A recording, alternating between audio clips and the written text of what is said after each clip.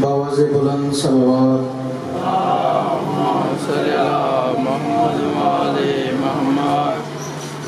توبہ آپ کے سامنے خطیب آل محمد علامہ حسن کاظمی صاحب آف میرپور ذکر فضائل صاحب محمد وآل محمد بیان فرمائیں گے، اور ان کے فوراً بعد آج کی اس مجلس ذاکر ختامی ذاکر اہل بیت نسم جرار نقوی آف لاہور ذکر فضائل صاحب محمد وآل محمد بیان فرمائیں گے۔ آپ لوگوں سے گزارش ہے کہ تھوڑا تھوڑا آگے تشریف لے آئیں تاکہ بعد میں آنے والوں کے لیے جگہ بن سکے۔ تھوڑا تھوڑا آگے تشریف لے آئیں۔ باواز بلند صلوات۔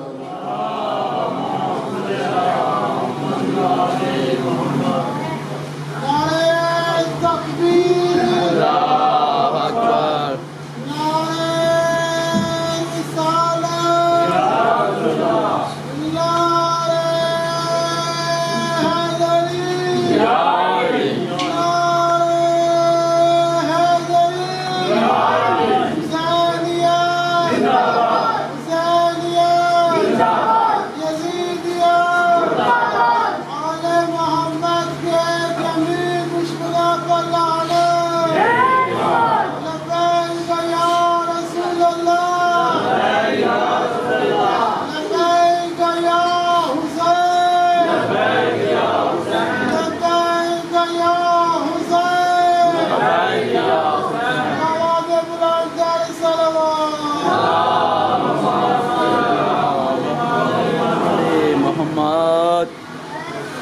اعوذ باللہ من الشیطان الرجیم، بسم اللہ الرحمن الرحیم۔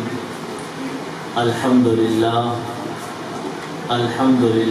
الذی لا یبلغ مدحته القائلون ولا یحصی نعماءه العادون ولا یعدی حقه المستحدون، الذي لا يدركه بعد الهمم ولا يناله غوص الفتن، الذي ليس لصفته حد محدود ولا نعت موجود ولا وقت معدود ولا رجل ممدود، فطر الخلائق بقدرته ونشر الرياح برحمته ووتد بالسحور ميدان أرضه، والصلاة والسلام وتحية والإكرام حبيب إله العالمين أبي القاسم محمد اللهم صل على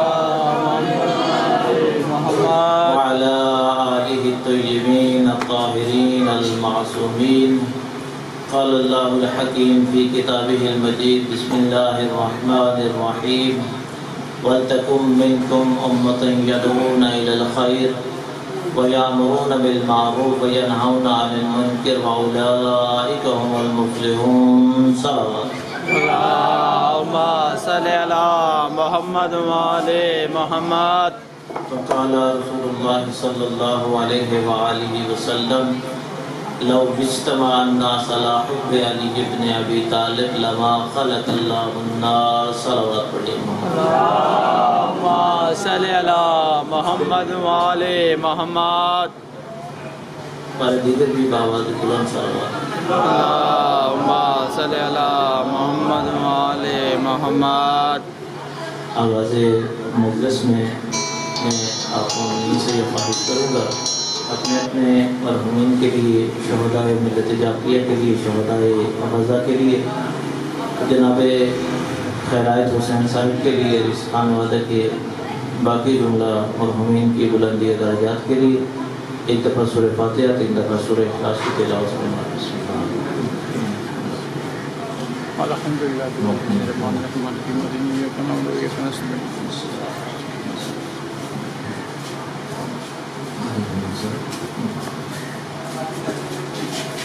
بسم اللہ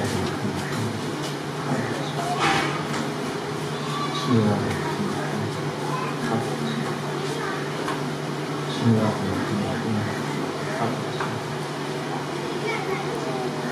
بیماروں کی شفایابی کے لیے، حاجت مندوں کی حاجات کی برابری کے لیے، بے اولادوں کو اولاد صالح کے لیے، صاحبان فرض ادا کی مجلس کی قبولیت کے لیے، حجت دوران امام عصر زمان کے ظہور میں تعبیر کے لیے بآواز بلند صلوات اللہم صلی علی محمد وآل محمد۔ پروردگار عالم نے اپنے لا ریب و بے عیب کتاب میں یہ ارشاد فرمایا کہ تم میں ایک گروہ ایسا ہونا چاہیے، اس گروہ کا کام کیا ہو کہ وہ امر بالمعروف کرے، نہی عن المنکر کرے۔ فرمایا یہی گروہ کامیاب ہونے والا ہے، یہ گروہ فلاح پانے والا ہے۔ اب جب ہم تاریخ میں نگاہ دوڑائیں کہ ایسا گروہ کون سا ہے، آیا کسی ہستی نے، کسی شخصیت نے اپنے کام کے متعلق یہ ارشاد فرمایا کہ میں ہی امر بالمعروف کرنے والا ہوں، میں ہی نہی عن المنکر کرنے والا ہوں، تو وہ ہستی ہمیں حسین ابن علی کی نظر آتی ہے کہ جب کربلا جانے کی غرض و غایت پوچھی گئی تو کہا میں امر بالمعروف کرنا چاہتا ہوں، نہی عن المنکر کرنا چاہتا ہوں، میں اپنے جد رسول اللہ کی امت کی اصلاح کرنا چاہتا ہوں۔ اسی امر بالمعروف کے عنوان سے ایک چھوٹا سا واقعہ آپ کی کوشش گزار کرنا ہے، پھر انشاءاللہ جو فضائل ہیں مولا کائنات علیہ السلام کے اس حوالے سے 2 جملے اور پھر ایک مصیبت کا جملہ۔ کہتے ہیں حضرت موسیٰ علیہ نبینا علیہ السلام نے پروردگار عالم سے یہ سوال کیا، خدایا میں یہ جاننا چاہتا ہوں کہ جنت میں میرا ہمسایہ کون ہوگا، جنت میں میرا پڑوسی کون ہوگا، جنت میں میرے ساتھ ہم نشینی کون اختیار کرے گا۔ تو خدا نے کہا کہ موسیٰ اس طرح کرو، فلاں بازار میں چلے جاؤ، وہاں ایک قصاب ہوگا، وہ قصاب آپ کا جنت میں ہمسایہ ہوگا۔ اب موسیٰ علیہ السلام وہاں پہنچے، جا کے بیٹھ گئے، اب مشاہدہ کرنے لگے کہ اس بندے کا ایسا کام کون سا ہے کہ جس کی وجہ سے خدا نے یہ اجر دیا کہ یہ جنت میں میرے ساتھ ہوگا۔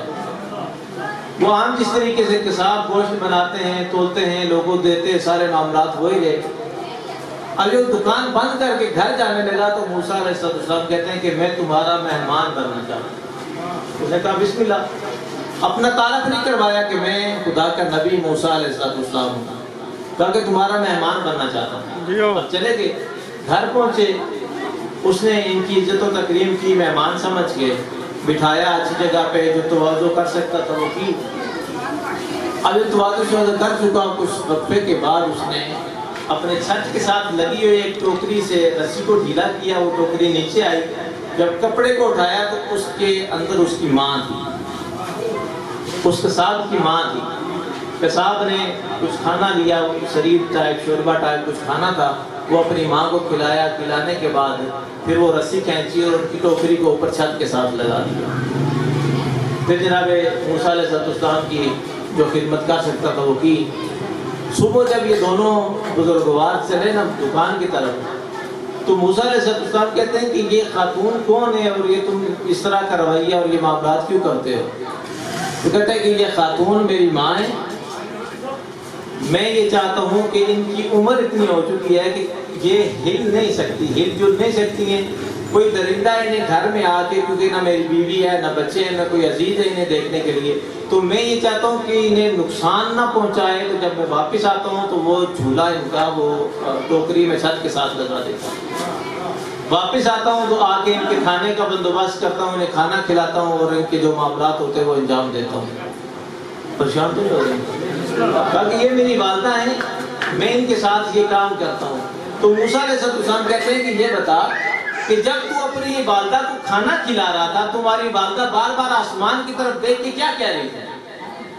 کہا کہ میری والدہ جب میں انہیں کھانا کھلاتا ہوں خوش ہو کے خدا سے دعا کرتی ہے، خدایا یہ تیرا بندہ میرے حق کا خیال رکھتا ہے، میری خدمت کا حق ادا کرتا ہے، تو اسے جنت میں موسیٰ کا ہمسایہ بنا دے۔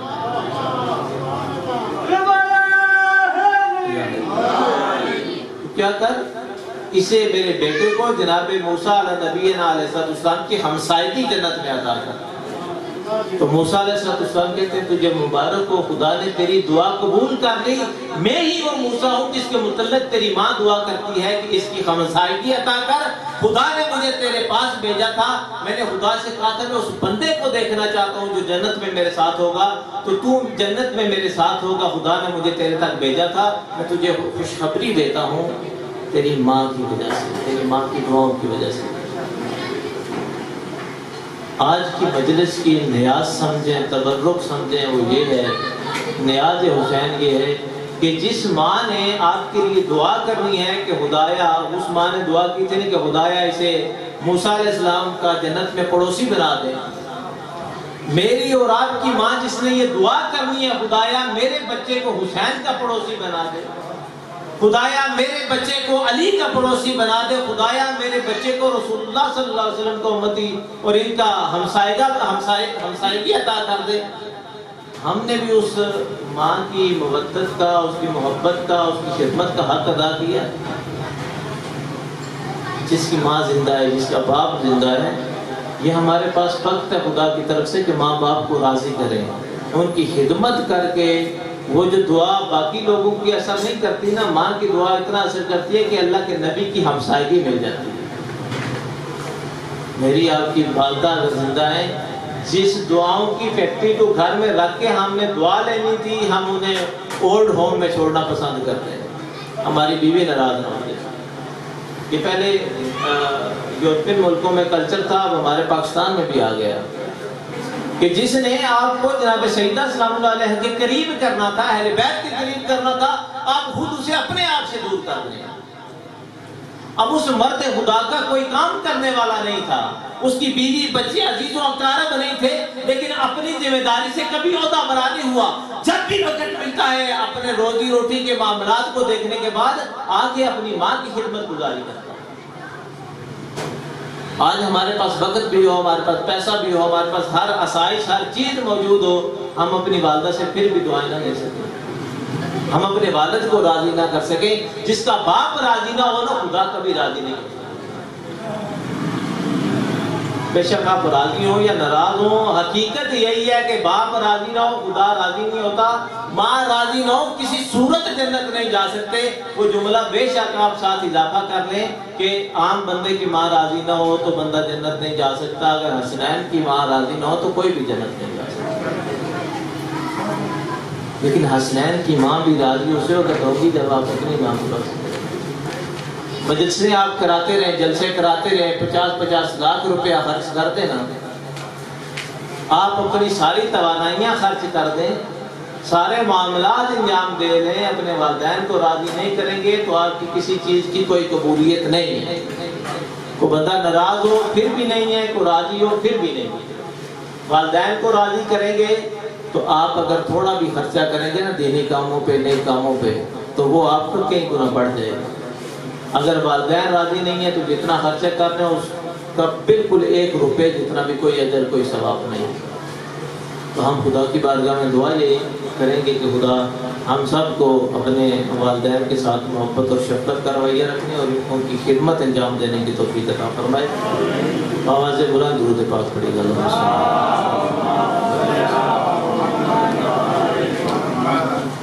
اللہ کے حبیب، اللہ کے سچے نبی، اللہ کی سب سے برگزیدہ ہستی پیغمبر گرامی قدر صلی اللہ علیہ وآلہ وسلم بآواز بلند درود پاک پڑھے گا نبی کی۔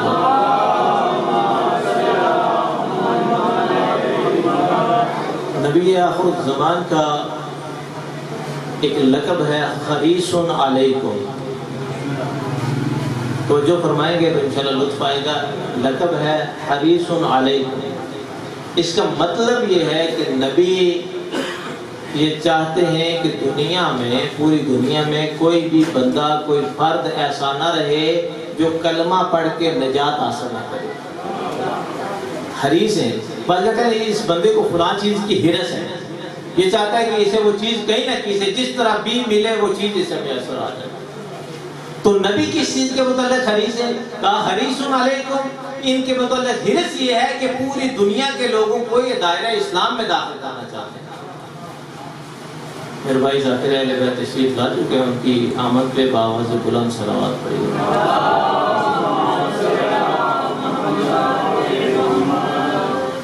کیونکہ ہمارے مہمان ہیں، مہمان کی عزت و تکریم یہی ہے کہ انہیں زیادہ دیر نہ بٹھایا جائے، بس 2 جملے عرض کر کے پھر ممبر انشاءاللہ ان کے حوالے۔ کہا کہ حریص علیکم، حریص اس چیز پہ ہے کہ کوئی بھی مشرک نہ رہ جائے، کوئی بھی کافر نہ رہ جائے، کوئی بھی ایسا بندہ نہ رہ جائے کہ جس نے کلمہ زبان پہ جاری نہ کیا ہو، تاکہ وہ جہنم کا ایندھن نہ بنے۔ سب کو نبی آخر الزمان جنت میں لے کے جانا چاہتے ہیں، کوئی بندہ جہنم میں نہ جائے، ہمارے نبی کی کوشش یہ ہے۔ ہمارے نبی کیا کرتے ہیں؟ ہمارے برادران اہل سنت میں بھی یہ روایت متعدد دفعہ ان کے علماء بیان کرتے ہیں کہ ایک دفعہ نبی آخر الزمان کہیں چلے گئے، 2 دن تک نبی کا کوئی پتہ نہیں چلا۔ ڈھونڈتے ڈھونڈتے جب صحابہ پہنچے تو حالت یہ تھی نبی سجدے میں ہے، سجدے میں یہ کہہ رہے ہیں خدایا میری امت کو بخش دے۔ بار بار امت کے لیے دعا کرتے ہیں، خدایا میری امت کو بخش دے، خدایا میری امت کو بخش دے، خدایا میری امت کو بخش دے۔ صحابہ کے کہنے پہ سر نہیں اٹھاتے۔ پھر کسی نے جا کے جناب سیدہ کائنات سے کہا کہ آپ کے فلاں بابا فلاں جگہ پہ ہیں، جا کے انہیں کہیں تو وہ اٹھ کے گھر آ جائیں۔ جناب سیدہ نے جا کے کہا کہ بابا آپ کی امت کی بخشش کی ضمانت لیتی ہوں، گھر آ جائیں۔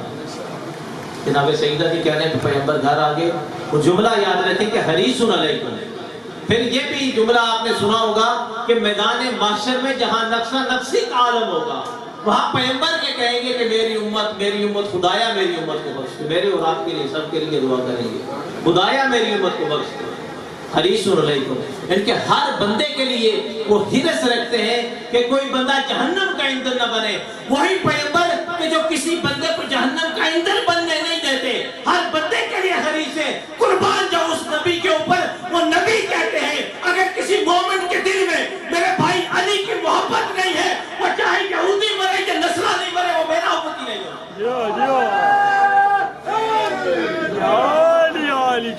حریص ہے۔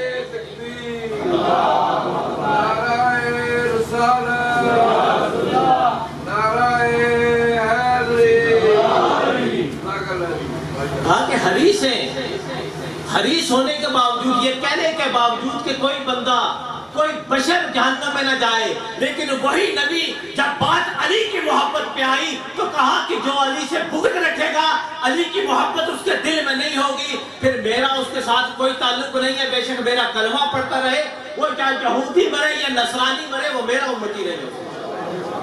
میں اسے کبھی بھی برداشت نہیں کر سکتا کہ جس کے دل میں علی کی محبت اور مودت ہے۔ علی کی محبت عام معاملہ نہیں ہے عزیزو۔ وہ نبی جو راتوں کو اٹھ کے امت کے لیے روتا ہے، وہ اسی امت کو کہتا ہے اگر علی کی محبت، علی کی ولا تمہارے دل میں نہیں ہے تو جاؤ یہودی اور نصرانی مارتے، میں تمہیں اپنا امتی نہیں سمجھتا۔ اور وہی نبی، بس آخری جملہ کو میرے بھائی تشریف فرمائے، خدا کے سفر سے آئے ہیں، آگے بھی سفر ہوگا، اور میں اس وجہ سے بھی ان کی قدر کرتا ہوں۔ یہ ڈیلی سفر کرتے ہیں، میں تو ایک دن مجلس کے لیے مظفر آباد گیا ہوں، دوسرا دن ہے، بڑی مشکل سے اٹھ کے آئے ہیں مجلس میں۔ خدا ان کے سفر میں ان کی محافظت فرمائے، ان کی توفیقات خیر میں اضافہ فرمائے۔ پچھلے محرم میں بھی ہمارے بڑے قیمتی پڑھنے والے ہم سے بچھڑ گئے اسی سفر میں حادثات کی وجہ سے، خدا ان کی بھی اور باقی پڑھنے والوں کی حفاظت فرمائے انشاءاللہ۔ تو پیغمبر علی کی محبت پہ کمپرومائز نہیں کرتے۔ پیغمبر ارشاد فرماتے ہیں لو اجتمع الناس علی حب علی ابن ابی طالب لما خلق اللہ النار، تاکہ اس کائنات میں یہ جو خدا نے نظام بنایا جنت اور جہنم کا، تاکہ اگر تمام لوگ میرے بھائی علی کی محبت پہ جمع ہو جاتے، خدا جہنم کو پیدا ہی نہ کرتا۔ جہنم، اور یہ بھی لطف دیکھیں کہ مجھے مثلا یہ موبائل چاہیے نا، یہاں آپ میں سے کسی دوست کی دکان ہے موبائل کی، میری اس کے ساتھ نہیں لگتی، میں کسی دوسرے کی دکان سے جا کے لے لوں گا۔ میری اس کے ساتھ نہیں لگتی، میں کسی دوسرے سے لے لوں، اس کے ساتھ نہیں لگتی کسی اور سے لے لوں۔ گھر کا سودا صرف لینا ہے، کوئی چیز لینی ہے، کسی بندے کے ساتھ نہیں بنتی، دوسری دکان سے لے لوں گا۔ اللہ نے کوئی ایسا انتظام کیا علی کی محبت کے چوروں کے ساتھ، کہا کہ تمہیں جہنم بھی علی کے بغیر نہیں مل سکتی۔ پیغمبر ارشاد فرماتے ہیں علی تو ہی جنت بھی تقسیم کرنے والا ہے، جہنم بھی تقسیم کرنے والا ہے۔ دنیا میں اگر کوئی بندہ چاہے کہ اس کے پاس نہ جانا پڑے، دوسری جگہ سے جا کے لے لے گا۔ آج جہنم میں جانے والے بھی جب تک علی تیرے پاس نہیں آئیں گے، انہیں جہنم بھی نہیں ملے گی۔ تو جنت اور جہنم کا تقسیم کرنے والا ہے، جو جنت کا حقدار بنے گا اے علی تو اسے جنت بھیج دے گا۔ وہ ٹکٹ دینے کا اختیار خدا نے آپ کو دیا، اور جو جہنم کا راہی بنے گا اے علی اسے بھی آپ ہی جہنم میں بھیجیں گے۔ اور کیا لطف ہوگا اگر اپنے آپ کو لے جائیں، میدان محشر سجا ہو، سارے بندے وہاں محشر میں موجود ہوں، نورانی چہروں والوں کے امام علی بن ابی طالب سامنے موجود ہوں، اس مومن کی خوشی کی انتہا کیا رہے گی کہ جب علی مومن کو دیکھیں، پروانہ جنت لکھ کے دیں کہ یہ پروانہ لو، میری محبت کی وجہ سے جنت چلے گا۔ اور وہ جو دنیا میں علی کی محبت اور مودت سے روکنے والے تھے، آپ کے سامنے علی اسے سزا دے دے، کہا کہ میری محبت سے روکنے والے یہ پروانہ لے اور جہنم کے گڑھے میں داخل ہو۔ جنت اور جہنم تقسیم بھی علی کرنے والے ہیں۔ میرے عزیزو، بس ایک جملہ کہوں اور ممبر اپنے بھائی کو دوں، کیونکہ آج شہادت ہے جناب معصومہ کی، میرے بھائی مفصل مسائل پڑھیں گے، فقط اتنا جملہ عرض کر دوں کہ یہ جو معصومہ ہے نا، بات کہتے ہیں کہ آج آخری جا کر یہ ان کے مسائل پڑھیں گے۔ یہ معصومہ ایسی ہیں کہ اگر آپ 50 آ کر بھی پڑھائیں نا، مضمون اتنی مصیبتیں ہیں اس بی بی کے کہ ہر بندہ پڑھے، ہر بندے کے اوپر گری ہے۔ بس وہ مضمون میرے بھائی پڑھیں گے، میں ایک جملہ عرض کر دوں عزیزارو، کہتے ہیں کہ پیغمبر نے جب مکہ چھوڑا تو جناب سیدہ کے متعلق ہے، علی یہ امانت میں تمہیں دے کے جا رہا ہوں، مجھے امانت میری اسی طریقے سے پہنچا دینا۔ اب جب علی مدینہ میں پہنچے نا تو جناب سیدہ کو پیغمبر کے قریب کر کے کہتے ہیں اللہ کے رسول جیسی امانت دی تھی ویسی امانت پہنچا رہا ہوں۔ ایک عزادارو ایک منظر ایسا آیا، علی نے فاطمہ زہرا کو لحد میں اتارا، لحد میں دیکھا دو ہاتھ نمودار ہوئے، کہا اللہ کے رسول علی آپ سے بڑا شرمندہ ہے، آپ کی امانت کو صحیح نہ پہنچا سکا، آپ کی امت نے اتنا حق مودت ادا کیا کہ فاطمہ اپنے ہاتھوں سے تسبیح بھی نہیں پڑھ سکتی تھی۔ وَسَيَعْلَمُ الَّذِينَ ظَلَمُوا أَيَّ مُنقَلِبٍ يَنقَلِبُونَ عَلَىٰ لَعْنَةِ اللَّهِ وَلَا